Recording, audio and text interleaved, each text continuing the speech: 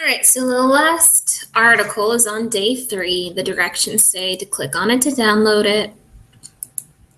Make sure that you understand the prompt, and by day 3, I think you understand the prompt. Click Enable Editing. Okay? This one's from The New Yorker, which is a magazine, and it's more opinion-based, but it does have some facts in it. And I did shorten the article because it was, I think, like 10 pages long. So, but just to let you know, this writer went undercover, as she would say, and she had absurd emotional support animals. I think she had a turtle.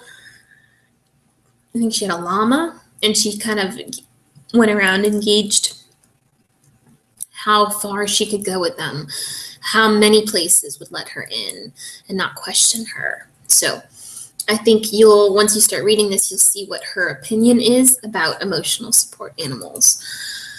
All right, so it says, what a wonderful time it is to be a scammer, the conniver, and the cheat, the underage drinkers who flash fake IDs, the able-bodied adults who drive cars with handicapped license plates, the parents who use a phony address so their child can attend a more desirable public school, the customers with 11 items who stand in the express lane. Hate that.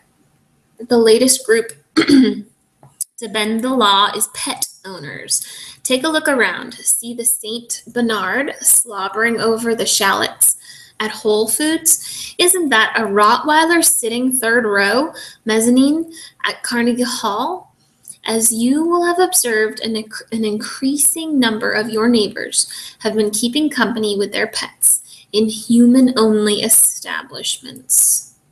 So she kind of draws the line, like you can have a pet, but there are some places that should be human only. Human, I said that funny. Cohabitating with them in animal unfriendly apartment buildings and dormitories, and taking them free onto airplanes. And we did read about that. Most people, if I wanted to bring Lopez with me on a flight to Maine, I'd have to pay for it. If he's my emotional support dog, I don't. Simply by claiming that the creatures are licensed companion animals and are necessary to their mental well-being. So necessary, and then licensed companion animals.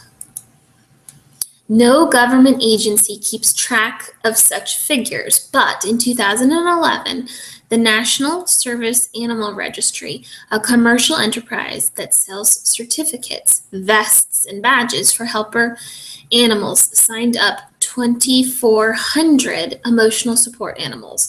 Last year, it registered 11,000. Geesh.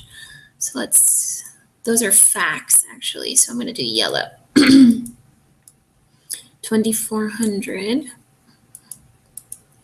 And then I'm going to highlight the date because that's part of the fact. And then who she got that from, because in your essay, if you use this, you want to explain who says this. If you just said, a company once told us that it went from 2,400 to 11,000, that's not strong. Actually list where you got your information from, and that makes it very strong since it's the National Service Animal Registry. That's way stronger. Sounds way more official. What about the mental well-being of everyone else? One person's emotional support can be another person's emotional trauma. Last May, for instance, a woman brought her large service dog, Truffles, on a U.S. Airways flight from Los Angeles to Philadelphia. At 35,000 feet, the dog squatted in the aisle, and according to Chris Law, a passenger who tweeted about the incident, did what dogs do. I get it. After the second installment, the crew ran out of detergent and paper towels. Plane is emergency landing because people are getting sick, Law tweeted. Hazmat team needed to board. Oh my gosh. The woman in Truffles disembarked to applause in Kansas City, and she offered her inconvenienced fellow passengers Starbucks gift cards. Yikes. So I'm just going to highlight in pink Truffles because I'll remember the story if I want to summarize it. Gosh. And then maybe United Airways or US Airways. Sheesh. In June, a miniature Yorkie caused a smaller stir at a fancy Manhattan restaurant. From a Google review of Altezzi Ristorante, lunch was ruined because Ivana Trump sat next to us with her dog, which she even let climb to the table. I told her no dogs allowed, but she lied that hers was a service dog. I called the owner of Altezzi, Paolo Alvian, who defended Trump. She walked into the restaurant and she showed the emotional support card. He said, basically, people with the card are allowed to bring their dogs into the restaurant. This is the law.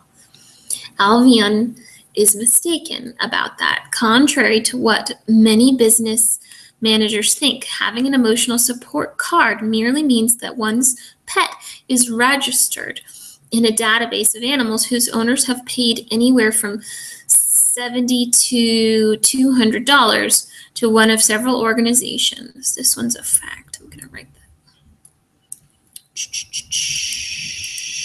Several organizations, none of which are recognized by the government.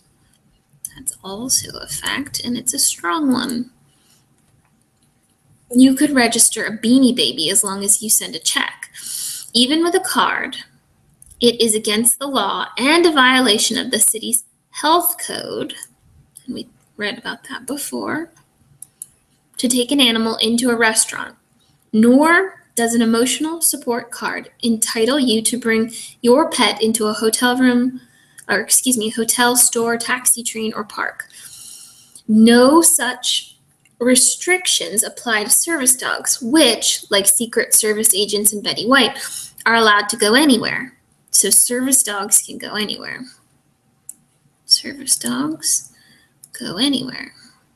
And we learned that in the last one. In contrast to an emotional support animal, ESA, a service dog is trained, so that's different, to perform specific tasks, such as pulling a wheelchair and responding to seizures.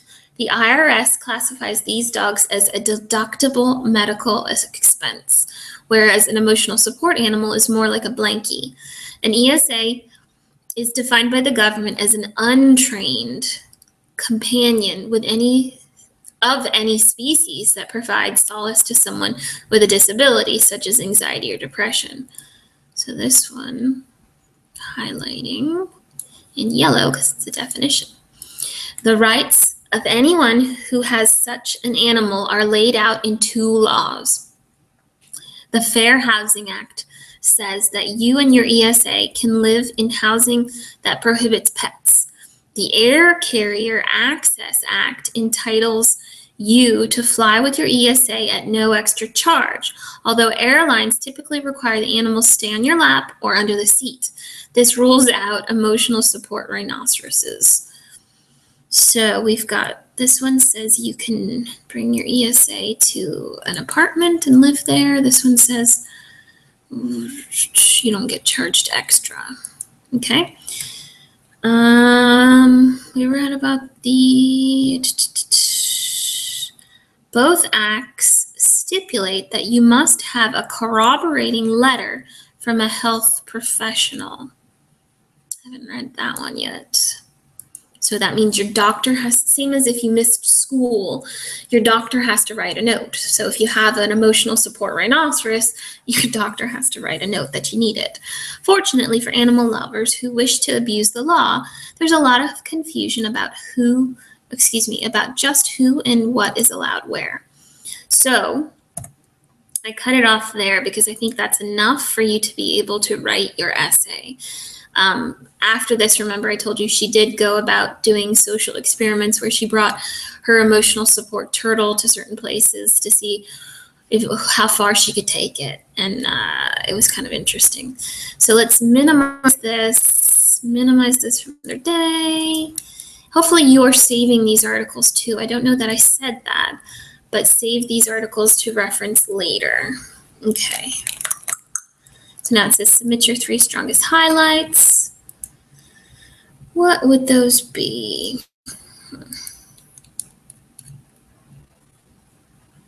This one about the numbers.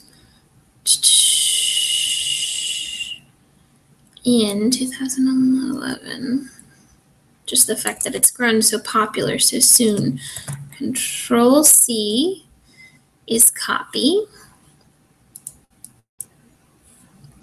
Type it or click in here and then do Control V for Valentine is paste. Numbers and statistics are always strong. That story is a strong story, but that's okay. I think the definition of what an emotional support dog is pretty helpful. Okay. Minimize.